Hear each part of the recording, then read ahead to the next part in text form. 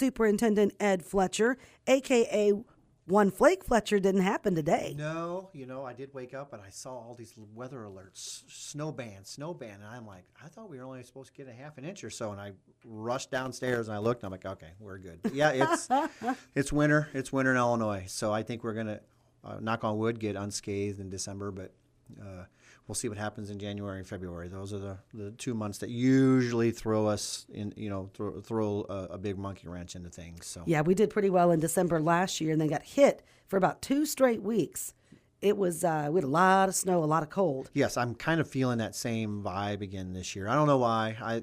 My principals call me the prognosticator of temperature and precipitation. So, because I'm always trying to look at the weather forecast and just, really at the end of the day, keep kids safe. But anyhow, sorry, kids. One Flake Fletcher didn't come through today. Didn't come through today. Nope. Okay, we'll rename you to Flake Fletcher. How's that sound? Yeah. We'll leave it at that. All right, you had your truth and taxation hearing last night. Yes, we did. The board passed the tax levy. It's going to be. I'm certain it's going to be very similar to where it's at this year. Our rate has remained relatively the same the last few years. EAV has gone up, which would in situations like that, our rate stays the same. But if a person's EAV goes up, of course, their taxes will go up along with that. So I'm anticipating probably around, on the EAV side, a 3 to 3.5% increase. On the tax rate side, I think it'll be very similar to what it was last year, about 468, 469 would be my guess.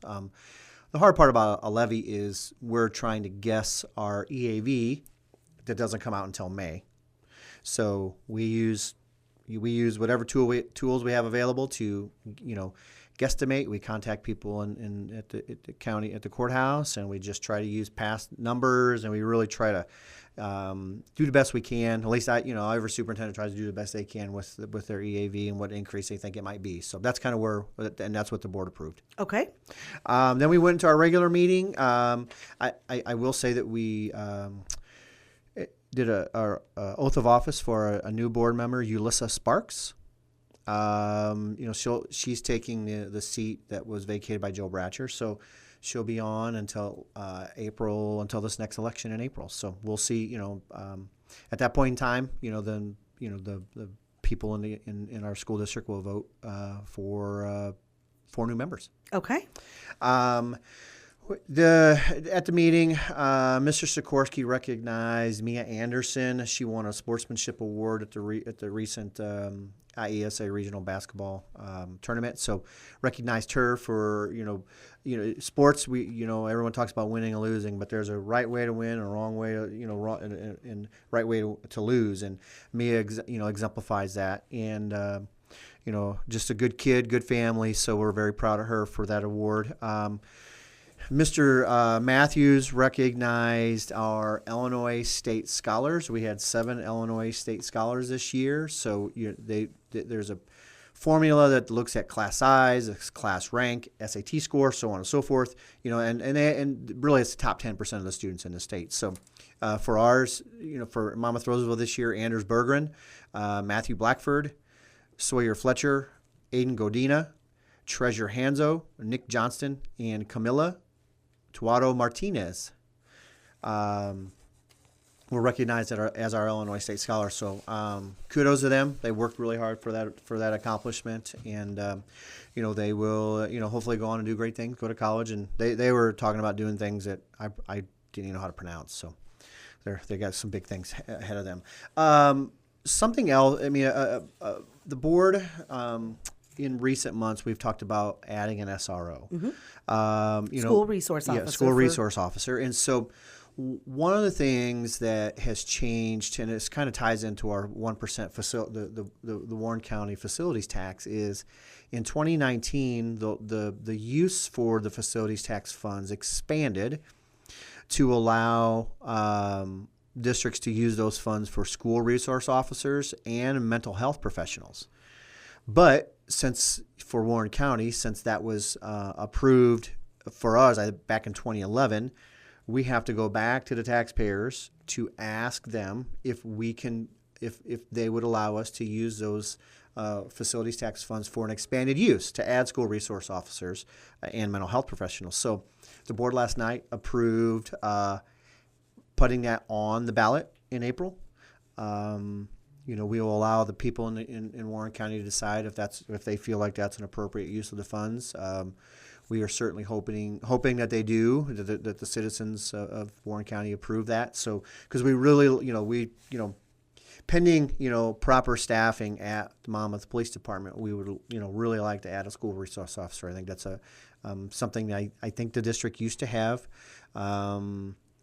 If what I've heard is correct, the school resource officer went away when there was some funding issues back in.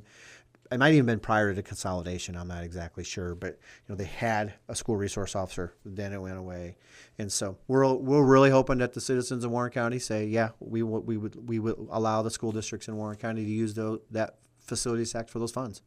And then you would be looking at the 25-26 school year for employment. Yeah, pending. There's some variables there, pending proper staffing, sure. And MPD and so on and so forth, Lou Steinbecker and I will be, touching base in the near future. And, there's just, we're really hoping at 25-26 we would be able to do that. And Chief Schweitzer was explaining there's very specific requirements that school resource officers have to meet. Okay. And so, it's just not like every sure. every person, who's a police officer and MPD can do it. So, there's some process to it. So, I'm happy to see the board approve that, to be able to put that on the ballot. We're certainly hopeful in April that our citizens will allow the school district to utilize those funds in that way. Okay. The rest of the meeting, really was just kind of nondescript things. So one thing that I told the board about in my update was a passion project for me and Dina Neal has been the creation of a wall of achievement. So we worked with Nevco to basically what we have now, and it's in the high school by Mrs. Youngquist's rooms. It's a touchscreen TV that has awards that kids have won since the consolidation.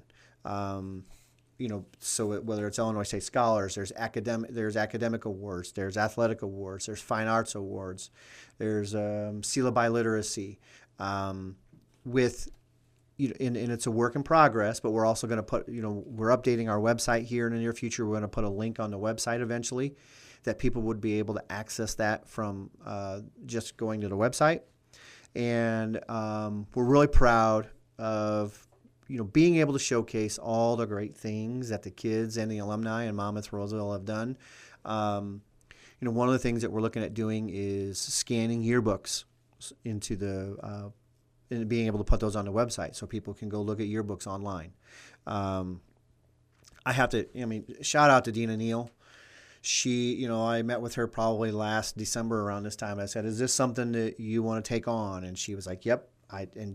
Took it on, and it's hours and hours. It's going to continue to be hours and hours of work, because every time you get an influx of stuff, you have to prepare it. You have to send it to the company, because we paid for lifetime uploads.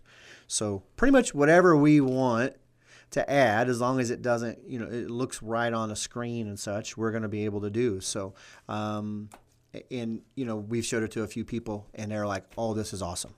Cool. So just to showcase graduates, showcase the great things that our kids do. A couple other things that I mentioned. We have a Lincoln and Harding have a K-3 family learning night coming up on December 19th. So I think parents have already received information about that. We know, and Tricia Linsky and her Future Forward tutors and the K-3 teachers did a lot of work in planning this. And we know it'll be snow much fun. Got it. Yeah, got it. All right, like snow much fun. Yeah. We throw that in there. It's going to be, that's the theme. It'll be snow much fun this year. So we're hoping that we get lots of families that go to that event. This year is a time of giving. So we're very appreciative of some donations that we received. So Lincoln and Harding received some winter coats from McDonough Power. Both schools also received some boots from the Kiwanis Kicks program, and of course they received weekend meals from the Jameson Center. Very happy, that those entities within our local community provide those items. At Central, we had our student advisory team prepare Christmas cards that they sent out to senior citizens at assisted living or nursing homes and nursing homes, and they collected canned food for a canned food drive. Really cool, for the kids to do that. At the junior high, they raised some money for the Disabled American Veterans Organization. And they were able to raise $1,282.22. So, just kudos to the schools, kudos to all the great things that our schools and our teachers do for kids. I mean, it's, academics is one thing, but, these life lessons of helping others, helping people in need is super powerful. Very nice gestures. Yes. Good for them. Yes. Last thing, thank you to your administration team for picking Thursday, the coldest day, to come out and freeze for food. We had to abbreviate your shifts. It was and cold. You and Stacey Day are trying to meet out there. It was cold. It was darn It cold. was. I usually kind of liken the cold weather to when my back gets cold, because you bundle up, and when my back gets cold, and my back, I was standing in front of the heaters and I was just shaking. I mean, it was pretty bad, but a great, but all being, that being said, it was a great event, so we're very thankful to the radio station for hosting it. Last thing I mentioned to the board is at the end of this month, Dave Greenleaf will be officially retired. He's worked for the school district for 10 years. And, what I told the board is if you walk anywhere in the district, there's a 100% chance that Dave has touched it. He's done something with it, or a custodian has done something with it. And he's always been such an advocate for his custodians. He's an advocate for facilities. Every single year, he and I would sit down, and he's, I want money for this. I need money for this, and challenge me, to be creative, to be able to find the funds to do, to make whatever it is, a building, an athletic facility, make it the best it can be. So I'm sad to see him go. I'm happy that he's going to be able to retire. And we're doing a retirement open house for him on December 19th from 3:30 to 5 at the district office. So if anyone wants to come and say goodbye, thank him. We're sad. Like I said, I'm sad to see him go, but very happy for the next phase, next adventure for him. Okay, congrats to Dave.